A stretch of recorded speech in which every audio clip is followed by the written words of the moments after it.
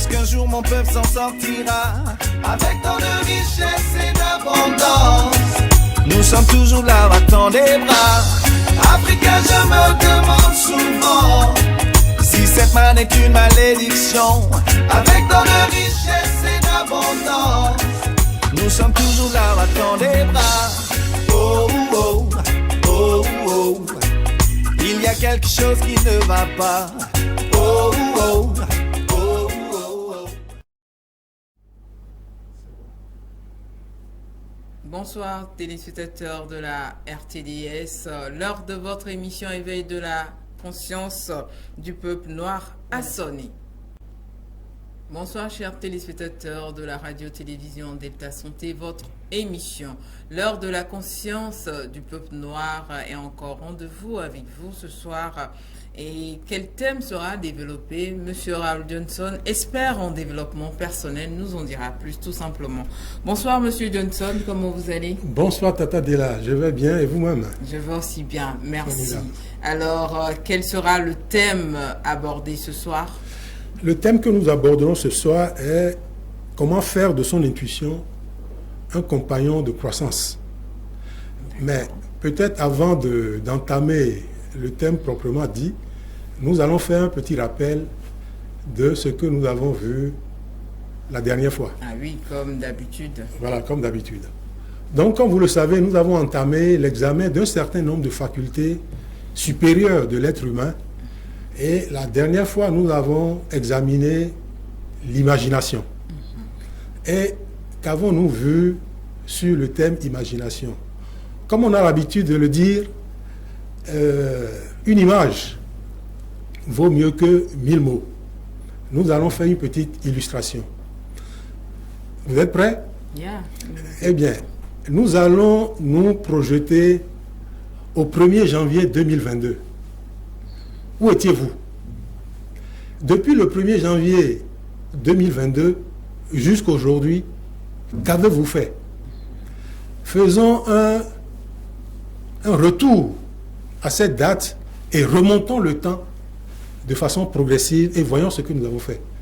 Ce que nous avons fait pour améliorer notre santé physique, pour améliorer nos relations, je dirais, en famille, dans la société, ce que nous avons fait pour gagner peut-être un peu plus d'argent et surtout ce que nous avons fait en termes de développement personnel. Je suis certain que vous êtes capable de faire ce retour dans votre conscience et de voir comment les choses se sont passées. Ce faisant, qu'est-ce que vous avez fait? Vous vous êtes projeté dans votre univers imaginaire. Univers imaginaire qui vous accompagne tout le long de votre vie. Mais ce que nous allons peut-être faire en plus, projetons-nous au 31 décembre 2022. Où serez-vous? Vous serez certainement quelque part. De maintenant jusqu'au 31 décembre 2022, quels sont les buts que vous poursuivez? Quelles sont les actions que vous allez entreprendre pour les atteindre? Bien évidemment, vous allez vous projeter encore une fois dans votre univers imaginaire et voir comment vont se dérouler les activités. Ceci pour dire que notre imagination nous permet d'être aussi bien dans notre passé que dans notre futur. Et ce qui est extraordinaire, qu'il faut retenir, la science a mis en place une approche qu'on appelle le mode projet, qui, parallèlement à la perception subjective que l'imagination peut nous faire parvenir, la science peut prendre en charge les activités que nous voulons réaliser, les buts que nous voulons atteindre et nous aider à les programmer, je dirais, de façon scientifique. Donc aujourd'hui, nous sommes tous des chefs de projet. Et en tant que chef de projet, je dirais, principal directeur de notre univers imaginaire, nous avons la latitude d'en faire ce que nous voulons. Le thème d'aujourd'hui, comme nous l'avons dit, c'est comment faire de son intuition un compagnon de croissance. Parce que, comme vous le savez, nous voulons tous être riches, nous voulons tous connaître la croissance, nous voulons tous avoir du succès et bien évidemment, nous voulons tous contribuer pour un meilleur bien-être de notre communauté, voire de l'humanité. Alors, vous l'avez si bien précisé, le thème de ce soir, ce serait faire de son intuition son principal compagnon de croissance. Alors, Monsieur Johnson, qu'est-ce que l'intuition? Bon, pour donner une définition, je dirais, du dictionnaire Le Larousse, l'intuition est une connaissance directe qui vous vient vraiment de nulle part. C'est-à-dire que ce n'est pas une connaissance raisonnée, réfléchie. Vous êtes là, une idée vous vient dans la tête, et cette idée vous semble profonde et vous semble réaliste. Comme synonyme d'intuition, on peut citer un sixième sens. Vous savez, nous avons tous un sixième sens. Et également, nous avons tous en nous une voix intérieure qui nous parle. Et je dirais, nous avons tous en nous un flair pour sentir les choses. Donnons deux illustrations pour bien faire comprendre le principe. On raconte que au cours de la crise économique de 1929 aux États-Unis, il y a un monsieur très riche qui, 3 mois avant la crise, a fait 3 rêves identiques successifs. Il a vu sa situation se délabrer totalement. Il s'est vu pratiquement en loque, habillé comme un pauvre quémandant de l'argent. La première fois, il n'a pas réagi. La deuxième fois, il s'est dit, mais il y a un problème qui se pose. La troisième fois également, il n'a rien fait et peut-être un mois après, la crise financière s'est produite, les banques n'avaient plus de liquidité, il avait des dettes à honorer, donc il s'est retrouvé dans la rue. Dans ce sens, nous pouvons dire que l'intuition est un rêve prémonitoire qui l'a informé de ce qui va se passer. Donnons un deuxième exemple qui est assez intéressant à mon sens. José Silva, le créateur de la méthode Silva, à un moment donné, a commencé à travailler sur le pouvoir de l'esprit et bien évidemment le pouvoir des facultés spirituelles, entre autres l'intuition. Mais il a fait ce travail pendant des années. Il a laissé un peu de côté son activité qui lui ramenait de l'argent, mais à un moment donné, il a commencé à sentir qu'il n'atteignait pas son objectif et il n'avait plus d'argent pour survivre. Inutile de souligner qu'à plusieurs reprises, l'idée de se suicider lui est passée par la tête.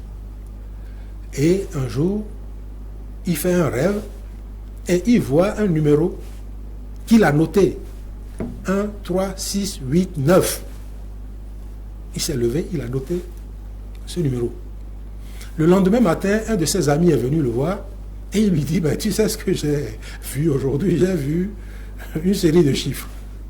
Et les voilà, il les a notés et il a remis la feuille à l'ami. Ensuite, ils se sont dit qu'ils iront faire une petite course. Ils vont dans un magasin de vente de journaux et l'ami lui dit, mais le numéro que tu m'as communiqué, mais le voilà sur un billet de loterie. Ah bon? Ah, mais peut-être c'est un message que j'ai reçu. Il a acheté ce billet et vous savez ce qui s'est passé? Il a gagné des millions. Dès lors, il a pu relancer son activité comme il voulait. J'ai envie de donner un troisième exemple qui me semble également très intéressant. Il y a un monsieur, depuis tout jeune, il se sent chanceux. Bon, pourquoi? Il est le seul à savoir pourquoi il est chanceux. Et quand vous faites quelque chose, quand il vient, si vous avez des difficultés, il dit, je vais vous régler ça tout de suite, vous allez voir. Et il prend la situation en main et il règle. Mais ce jeune homme, à un moment donné, on devait avoir dans les 17-18 ans, il a commencé à dire qu'il sera président de la République. Ah bon? Quand même. Où est-ce que tu vas chercher des idées comme ça? Mais ce qui s'est produit, une trentaine, quarantaine d'années après, il est devenu président de la République. C'est une intuition qui lui est passée par l'esprit et qui s'est concrétisée. Bien évidemment, toutes les intuitions ne se concrétisent pas. Vous pouvez avoir des flairs qui vont rester vraiment des flairs sans grande importance, mais une vraie intuition, c'est une connaissance ou bien une information profonde que votre esprit supérieur vous envoie et qui se réalise d'une façon ou d'une autre. Alors, nous parlons d'intuition. Vous venez de nous donner l'explication qui tourne autour de cela. Comment est-ce que cela fonctionne?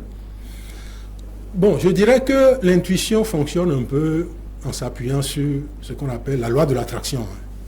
Parce que, comme vous savez, l'homme est un être profondément de connaissance. L'homme est conscience.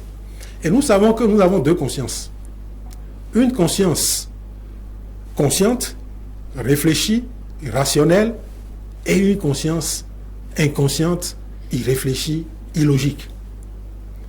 Aujourd'hui, la science explique de façon claire que la conscience inconsciente occupe pratiquement 90% de notre conscience véritable.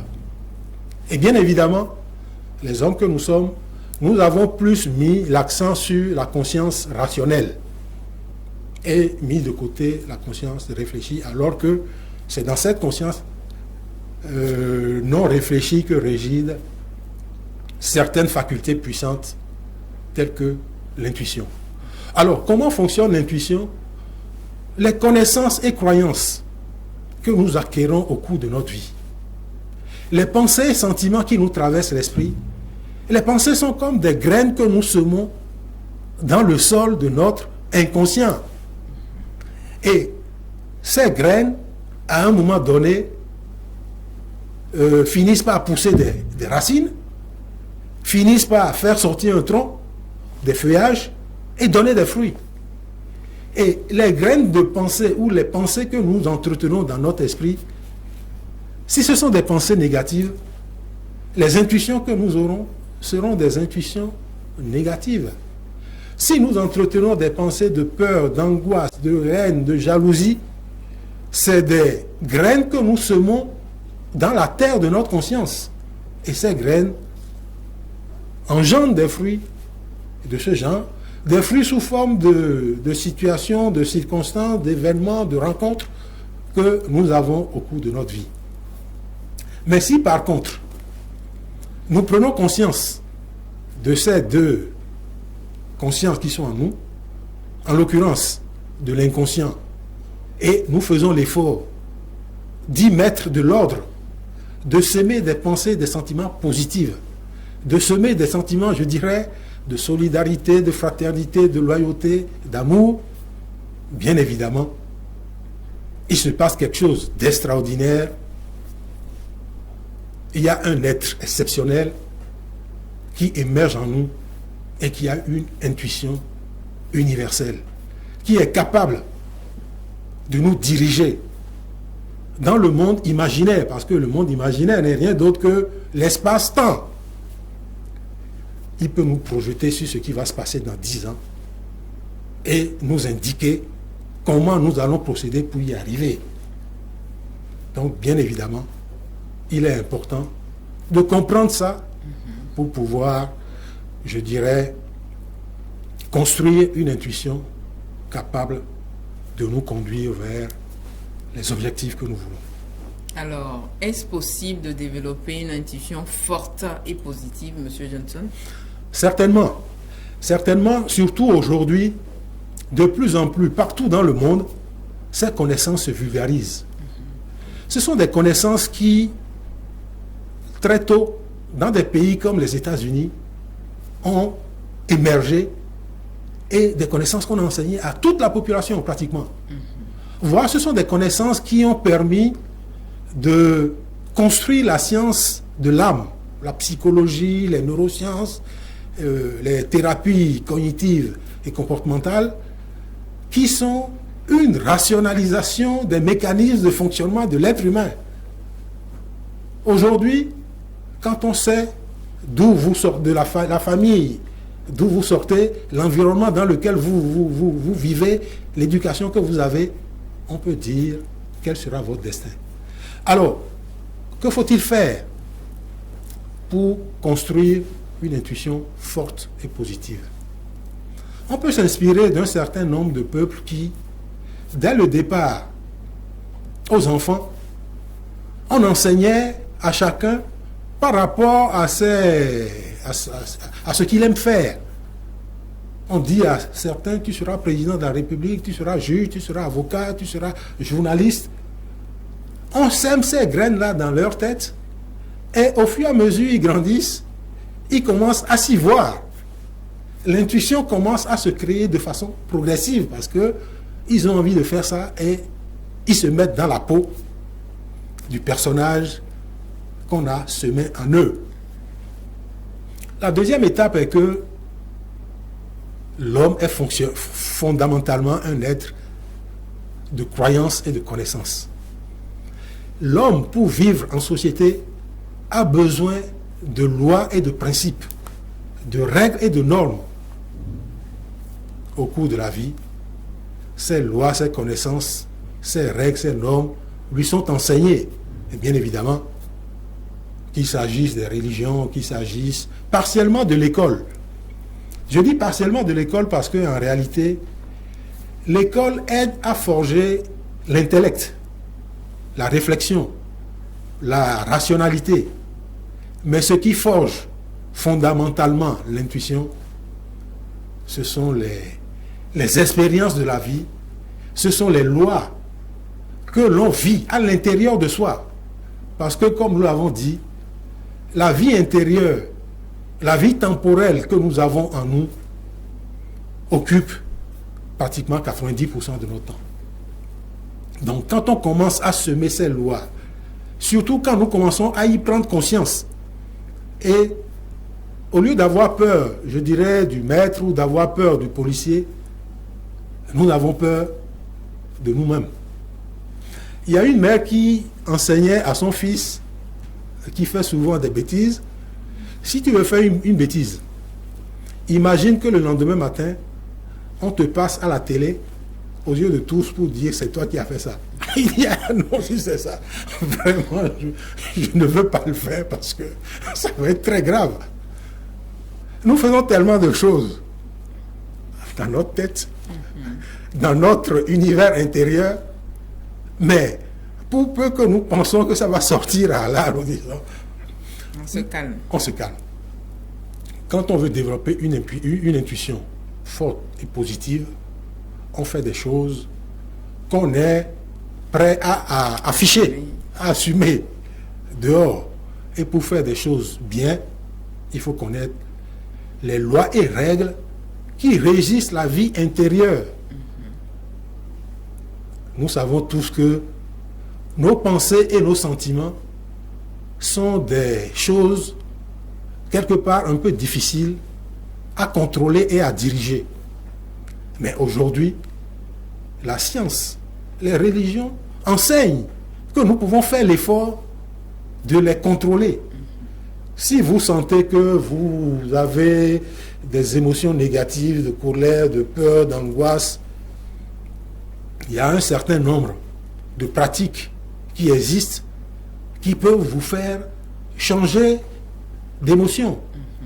Ça ne se fera certainement pas du jour au lendemain ou en une minute, mais à force d'imaginer des choses intéressantes, à force de reconnaître votre part de limite dans la vie, et bien évidemment à force de confier à l'être supérieur qui est en vous la responsabilité des bonnes choses qui vont vous arriver et de faire votre part, progressivement vous commencez à vous retrouver confiant.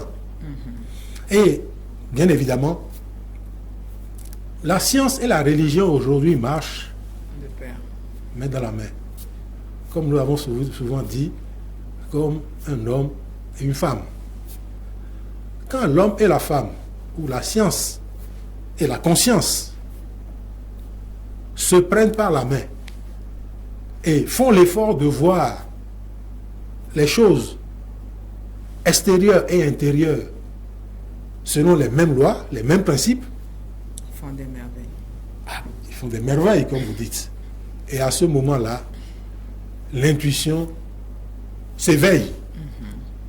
Et s'éveille dans toute sa splendeur. Je voudrais peut-être donner une petite illustration là-dessus. Vous savez, aujourd'hui, la science explique que les humains que nous sommes un peu comme un cocon et une chenille. Vous savez ce que c'est le cocon et la chenille? La chenille est dans le cocon, un peu blanc, qui roule comme un petit ver. Mais ce cocon, ou bien cette chenille, se transforme au cours d'un long processus de vie et devient quoi? Un beau papillon. Le papillon, je dirais, c'est l'essence de la chenille. Mais la chenille doit passer par ces étapes pour devenir papillon. Et vous savez ce qui se passe? En général, quand la chenille ne passe pas par les étapes qu'il faut, que vous l'aidez à sortir du cocon en perçant le cocon, elle ne devient jamais papillon. Elle reste dans sa situation de chenille. Les êtres humains et leur intuition sont un peu dans ce schéma-là. Il y a tout un travail à faire pour que d'état de chenille, nous nous transformons en papillon et que nous puissions bitumer sur les jets d'or. Alors, ce thème, M. Johnson, quel intérêt pour les Africains du XXIe siècle que nous sommes? Merci Tata Della, mais comme nous l'avons dit, l'éducation conventionnelle permet de former la raison, permet de résoudre les problèmes extérieurs. Aujourd'hui, l'éducation à l'école de la vie permet fondamentalement de construire l'intérieur de l'être humain. Et c'est de l'intérieur que nous développons les sentiments je dirais, de fraternité, les sentiments de justice, les sentiments d'intégrité, les sentiments de responsabilité. Pas de l'extérieur. Parce que de l'extérieur, très vite, nous nous transformons en concurrents les uns pour les autres. Et malheureusement, c'est plus ce qui se passe pour les Africains. Nous devons commencer à enseigner les principes d'éveil des facultés supérieures de l'être humain. Car c'est fondamentalement par là que nous trouverons notre voie de développement. Et ces principes, aujourd'hui, ce qui est extraordinaire, nous savons qu'ils sont universels. C'est-à-dire, au départ, la connaissance était une connaissance naturelle. On ne croyait qu'en ce qu'on voit, comme Saint Thomas. Mais très rapidement, on s'est rendu compte que la connaissance des choses visibles n'est pas la vraie connaissance. Il y a tellement de choses qu'on n'arrive pas à voir, mais que la science aujourd'hui développe, enfin, la science a développé un certain nombre d'appareils qui nous permettent de les voir. Si vous prenez les microscopes, si vous prenez, je dirais même les téléphones que nous utilisons, mais c'est des appareils qui font des choses extraordinaires. Qui eût cru qu'on serait arrivé à créer des choses comme ça? Autrement dit, nous voulons dire, le territoire dans lequel nous devons planter nos plus grandes ressources doit être le territoire imaginaire, dans nos têtes. Et comme le disent les neurosciences aujourd'hui, notre cerveau représente une usine de fabrication de connaissances sans limite. Et bien évidemment, quand ce cerveau est connecté aux différents cerveaux du désormais village planétaire, nous nous sentons confortables. Nous devons nous inspirer des lois et principes dont se servent les autres pour forger, je dirais, leur vie ou pour développer leur potentiel. et pour agir et en faire autant. Parce que ce n'est pas à vous, je dirais, l'Afrique a pris du retard dans beaucoup de domaines. Mais prendre du retard n'est pas un problème. Le plus important est de trouver la bonne direction pour rattraper ce retard. Et cette direction-là, c'est la direction des facultés intérieures, c'est la direction de l'intuition. Tout simplement. Alors, Monsieur Johnson, rapidement, votre mot de la fin.